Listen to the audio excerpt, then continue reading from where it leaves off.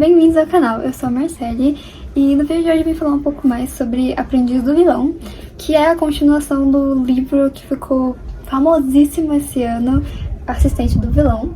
Você ficou aí um pouquinho por fora do mundo dos livros nesses últimos meses e não sabe o que é Assistente do Vilão. Basicamente, esse livro vai contar a história da Eve Sage, Evangeline Sage.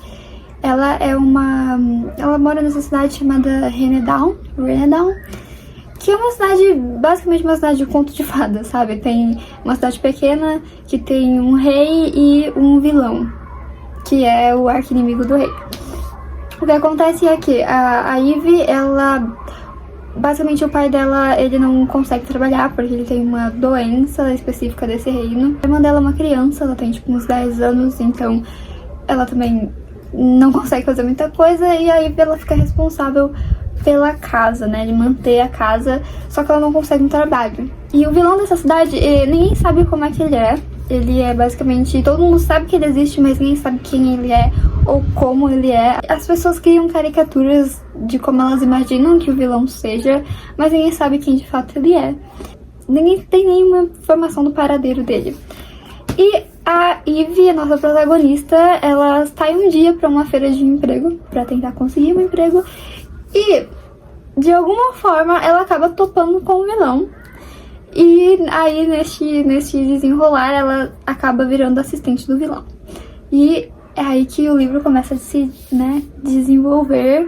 Basicamente esse livro é assim, se você quer entender a vibe, é basicamente um Shrek, só que no lugar do burro é um sapo com uma coroa, porque ele é um rei.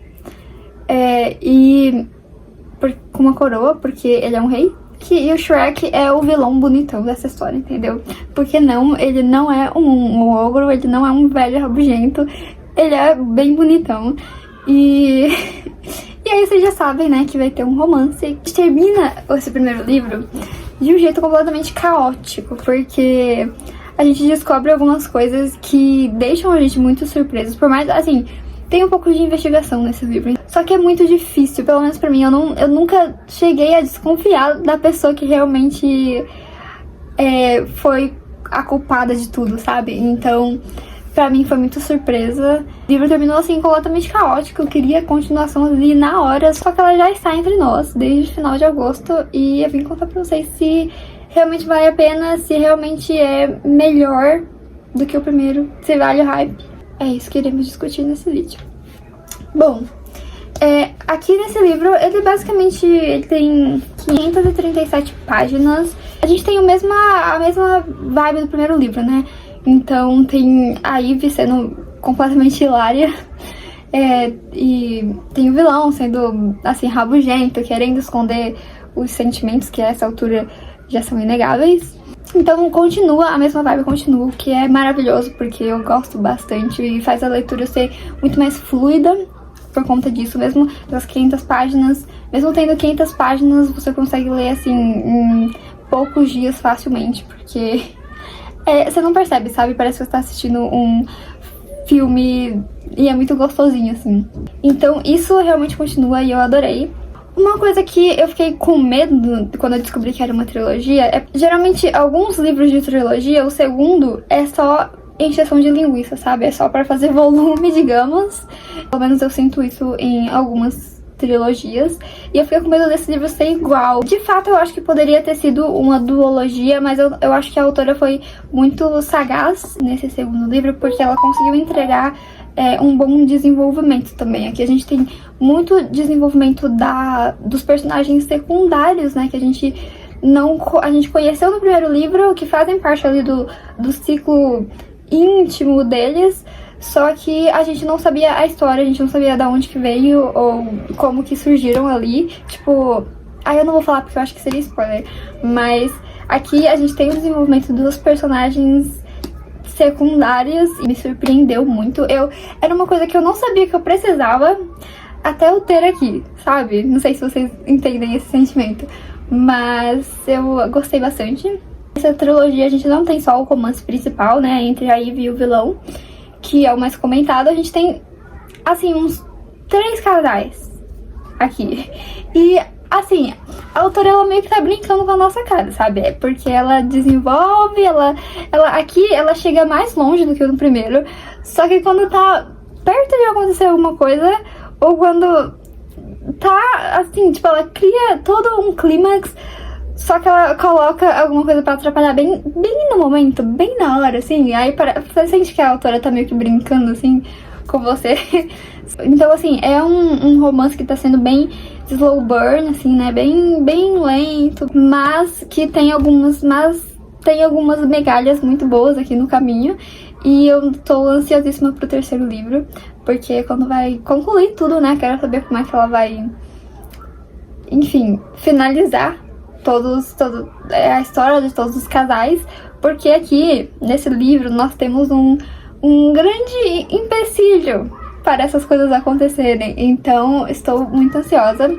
Uma coisa também aqui que eu gostei bastante foi o desenvolvimento da Eve, da Evangeline, né, a nossa personagem principal, porque no primeiro livro, ela tá acabando de conhecer o vilão, ela acabou de chegar ali naquele ambiente, então ela tá, assim, se adaptando, ela ainda é um pouco...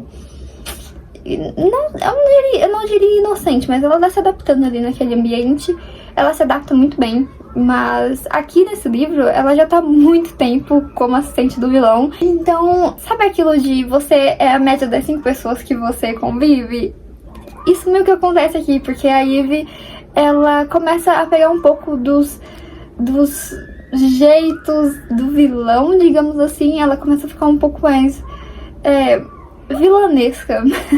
Isso é muito interessante pro desenvolvimento da história, ver este, digamos que, amadurecimento da Eve. Então, foi outra coisa que eu achei muito interessante, sabe? Como a personagem, como você consegue ver a evolução da personagem aqui. Em relação ao plot principal dessa trilogia, a gente tem sim um desenvolvimento aqui. Não é tão grande, porque, né, é o segundo livro, ela não pode jogar todas as cartas assim na mesa.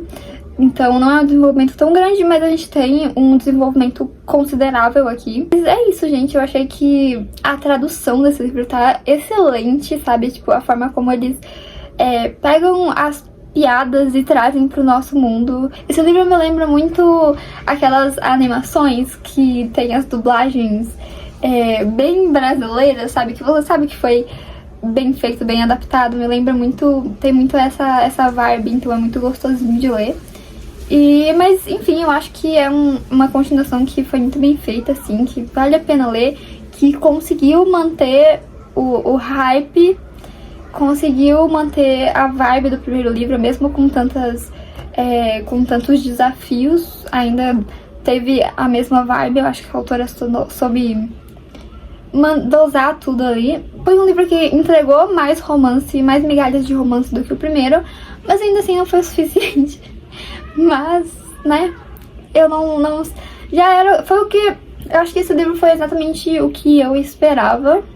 E estou ansiosa para o terceiro volume, espero que chegue, vai chegar ano que vem, só que eu acho que vai ser final do ano, infelizmente.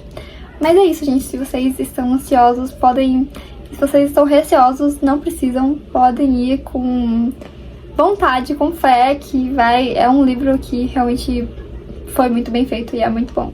Isso, gente, essa foi a minha resenha e opiniões, essa foi a nossa conversa sobre a assistente do vilão e a aprendiz do vilão. Eu espero que vocês tenham gostado. Se gostaram, não se esqueça de clicar em gostei, se inscrever aqui embaixo e até o próximo.